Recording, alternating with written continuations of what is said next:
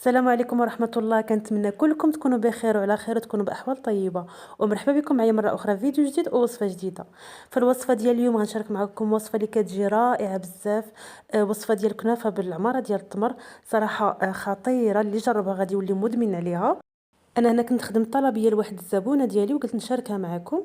سهله في طريقه التحضير ديالها، وفي نفس الوقت المذاق زوين بزاف. كتجي مقرمشه من برا وكتجي معلكه من الداخل بديك الحشوه ديال التمر واللوز. هذه كانت طلبيه من طلبيات. كنتمنى تخلوا لي في التعليق شنو الوصفه الثانيه اللي تبغوا نشارك معكم.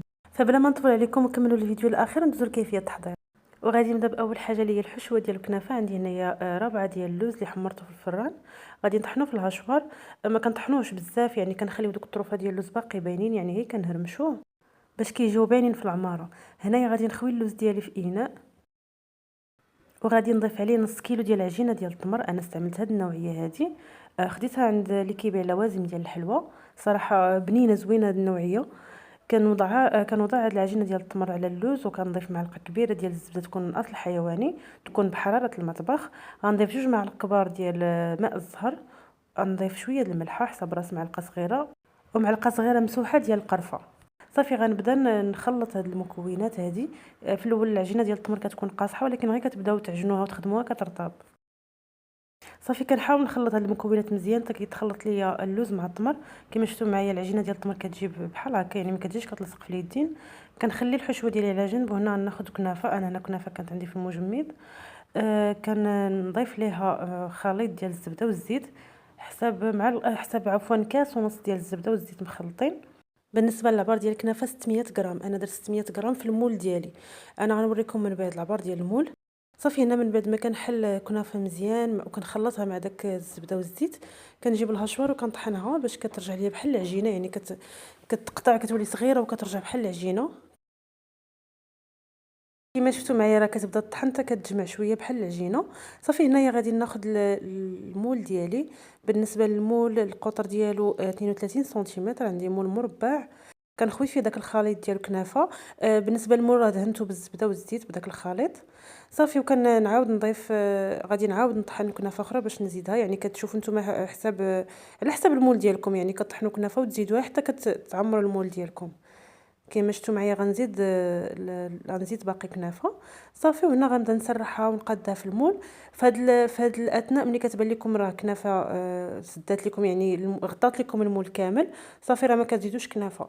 الا بان لكم باقي الفراغات وباقي خاصه كنافه، راه كتزيدوا طحنوا كنافه وتزيدوها. صافي من بعد ما غطيت المول ديالي كامل بكنافه، هنايا كناخذ كاس وكنحاول نضغط مزيان باش كتشد ليا كنافه. ملي كنقطعها ما كتفرتس ما كتهرس. وبالنسبه للطبقه الاولى ضروري تكون غليظه باش ما تخرجش لكم منها الحشوه. صافي غنخلي الطاوه ديالي على جنب، وغناخذ هذيك الحشوه اللي صاوبت من قبل.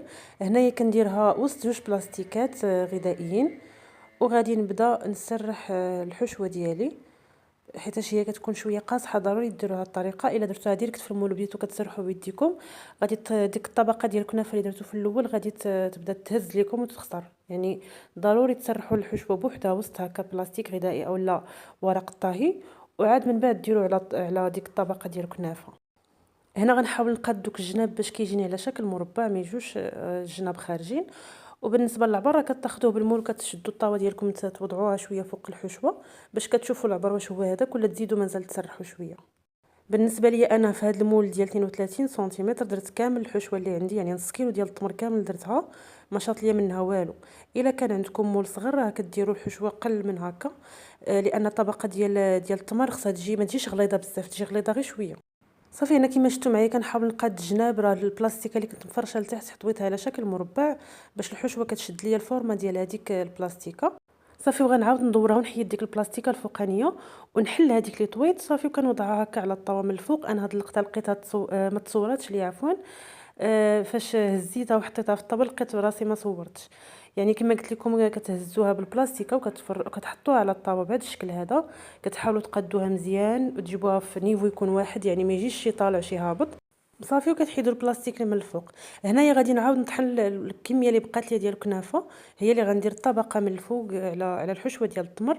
نفس الطريقه كنطحنوها حتى كتولي حتى كتفرتت مزيان، يعني كتولي بحال العجينه. وكنوضعوها على التمر بهذا الشكل هذا. كما قلت لكم انا هاد الصينيه ديال الفرن هزات ليا 600 غرام ديال الكنافه. صافي غنديرو نفس الطريقه، غنحاول نغطي الوجه ديال الحشوه، ما تخليوش الحشوه تبان لان فاش كتدخل الفران طيب راه كتحرق. صافي من بعد ما كنغطي مزيان الوجه ديال الحشوه، غادي نعاود نضغط بالكاس نفس الطريقه درنا في الاول، وغادي نغطي الصينيه ديال الفرن ديالي وغندخلها المجمد. ضروري تدخلوها المجمد حتى كتشد في راسها، ماشي تقصح، غير كتشد في راسها. هذه كنافه باش كتجيني سهله في التقطاع. الا قطعتوها مباشره هكا بلا ما دخلتوها المجمد راه كتبدا كتعذبكم في التقطاع وكتفرتت كلها. وحتى ديك الحشوه ديال التمر الا ما كانتش شاده في راسها ما غاديش تقطع لكم مزيان، يعني كتكون رطبه كتعذبكم في التقطاع. صافي هنا من بعد ما شدات في راسها مزيان، راه شويه كتكون قاصحه يعني كتجي قاصحه في التقطاع، ولكن راه بهذه الطريقه باش كتقطع لكم مزيان، ماشي بحال لا خليتوها ما درتوهاش في المجمد راه غتفرتت كلها وغترون.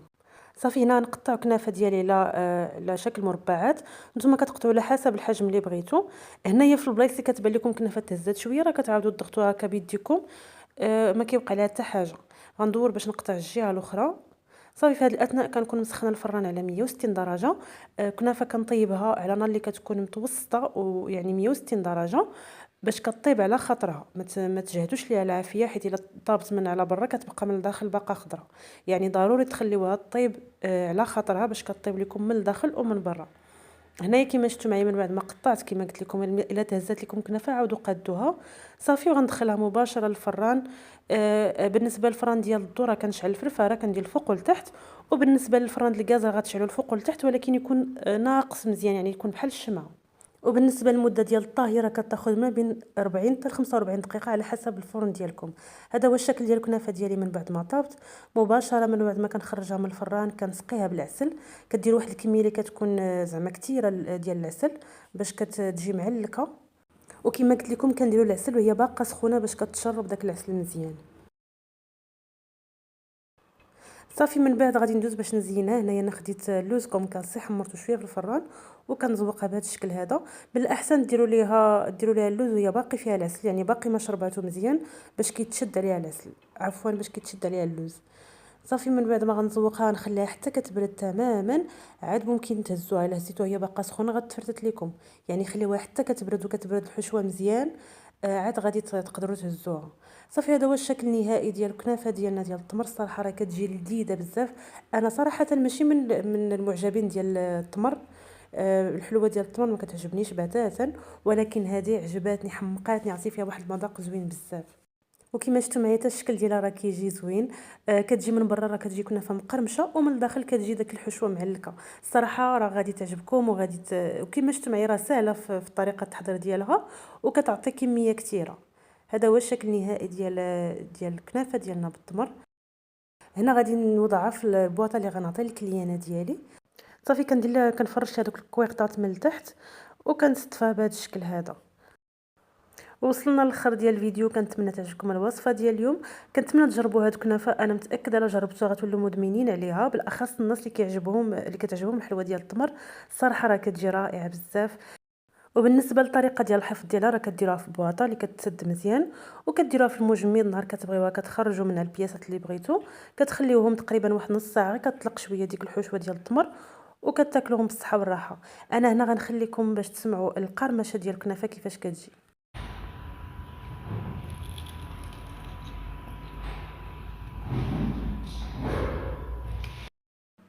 وصلنا للخر ديال الفيديو. كنتمنى تعجبكم الوصفه ديال اليوم. ما تنساوش الاشتراك في القناه وتفعيل الجرس والضغط على زر الاعجاب. شاركوا القناه مع احبابكم واصحابكم، والى فيديو جديد او وصفه جديده ان شاء الله.